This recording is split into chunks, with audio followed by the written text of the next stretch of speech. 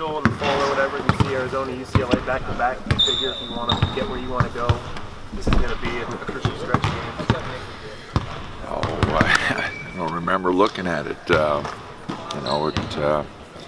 When you look at your schedule, you kind of look at how the games fall, and I probably noticed the 5 of 7 on the road, but didn't really notice back to back. And now it comes up, and it is a tough stretch for us. USC's playing well, UCLA's playing well. We come home and face 2 teams they're trying to get in the tournament, in Utah and Colorado, and then we got to go to the Bay Area. So, yeah, it's a very difficult stretch for us. We're going to have to play awfully well, and it's an old cliche, but we do have to take them one game at a time because it's just a difficult stretch, and you can't look at all the games. You just got to look at the next one. Can having a sustained stretch of tough games in a row like this benefit you guys in March, where you guys are going to have to be on for 3-4 weeks at a time? Yeah, it doesn't hurt. You've got to play, and everybody's in the middle of their conference season, and so probably the most difficult part of it is the 5 on the road, but we faced it before. Just 2 years ago we had it, and 3 years ago I think we had 5 of 7 at home to end.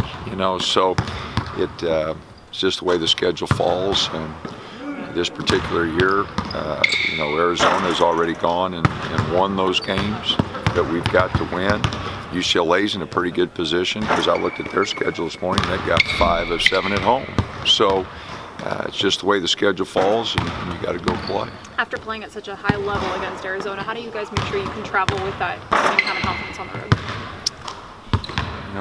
We've got to play with that purpose and that focus that we did. The shots falling, we can't probably control as much as we can the communication that we showed defensively, our effort on the boards, the balance we played with. Those are the things we have a little more control over. So I would hope that our communication would continue to be good defensively.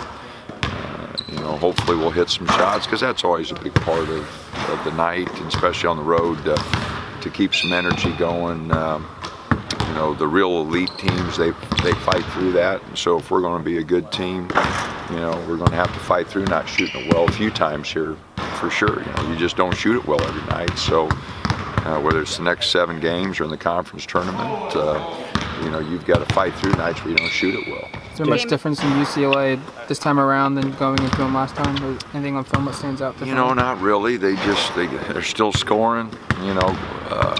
Great offensive team. I think their defense has improved. Welsh is back and playing. He was out before he played us the first time. So, no, they're a really good team, and offensively as good as we will face. And so we're going to have to play well defensively. Our communication is going to have to be great. Transition D is going to have to be better than it's been. So we definitely have our work cut out for us. There's no doubt about that. If you have your way, will this matchup be more lower scoring than the one here? Don't really care. We just need one more point. Whether it's high scoring, low scoring, I don't care. If we have to grind one out, great. I think we scored 89, 87 last time, so it doesn't really matter. You have confidence in your guys' ability to move up if it's attractive, though. They obviously want to score a lot of points to get up and down. The stats wouldn't prove that. They shoot a better percentage from the field. They shoot a better percentage from the 3. So on paper, we're a better defensive team.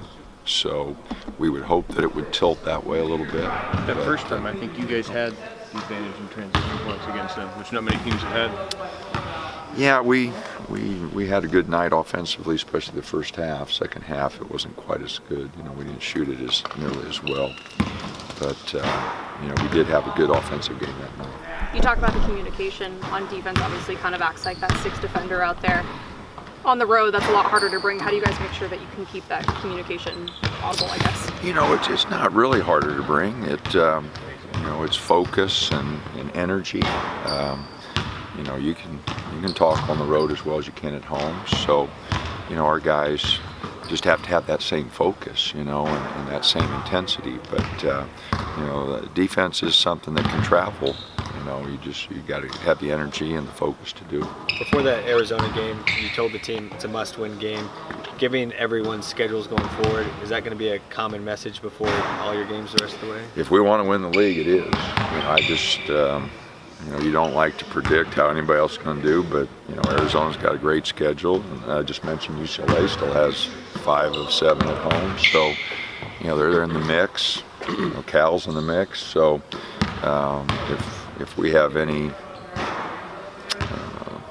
idea of winning the league or thoughts of winning the league, I think we're probably going to have to win out. We're going to have to, like I said, I don't want our guys looking ahead. It's obviously one game at a time, and but we're going to have to play really well because of the way the schedule shifts.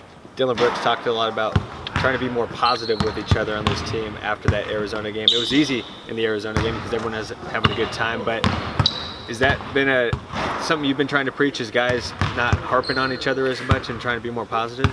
Well, I don't think they've been that bad. They need to stay positive with each other. All do the complaining, and they're supposed to, help their teammates out. And I tell them, I'll complain enough for all of you. You just need to help each other out. And they, for the most part, they've been really good. They get on each other a little bit, which is not bad. Getting after each other a little bit, but it carries a lot of responsibility with it. That's where why leadership is so hard, is because if you're going to lead, then you have to be accountable. If you're going to say something to somebody, you got to do it day in, day out for it to mean anything. And that's one of the tough things about leadership, is if you're going to be a really good leader, your consistency and your effort has to be there every day, for the guys to really take you seriously. You can't be a sometimes leader. You got to be there every day. You always talk about that line of 10 games we're going to shoot it awesome, 10 will be average, 10 will be below average. But defense can be consistent. Is that the message that you've talked about a little bit here, but defense travels? Is that what you've been trying to hammer down these guys' throats? Well, we've talked about it for 7 years. I'm not sure anybody's listened, but it is something that you can be a little more consistent with your defensive effort. For whatever reason, sometimes the ball just doesn't go in. You take good shots, your offense clicks, you jump up and it just doesn't go in. And sometimes you're not taking good shots. Sometimes it's your own darn fault. But a lot of times, the ball just doesn't go in for whatever reason. And but defensively, you can have that effort, you can have that communication that we talked about. You can block out and try to rebound in every game. So you just have a little bit more control over those areas. And we always talk to the guys, control what you can control. You can't control the officials, you can't control the crowds, you can't. Your job is to control what you can control. And defensive effort, defensive communication, those are things that you have a little more control over. Talk a bit about what Chris Boucher has brought to the team these past couple of years.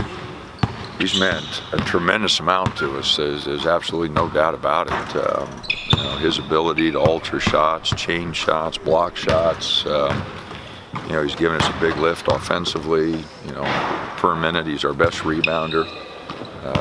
So he's been really important to us last year. He saved us, and this year he's meant just as much to us. He's as I mentioned, I think we got 7 starters, and those 7 guys rotate pretty well. And Chris has been really unselfish in everything he's done for the team, and no doubt he's been as important to our team as anybody. Dana, it starts here in practice. What's been how they've responded since Saturday's game with Arizona leading up to this weekend? Well, we took Sunday off, and then yesterday we watched film and lifted weights and had a light day. We'll practice hard today. We'll go in LA tomorrow pretty hard, and hopefully be ready to go Thursday night.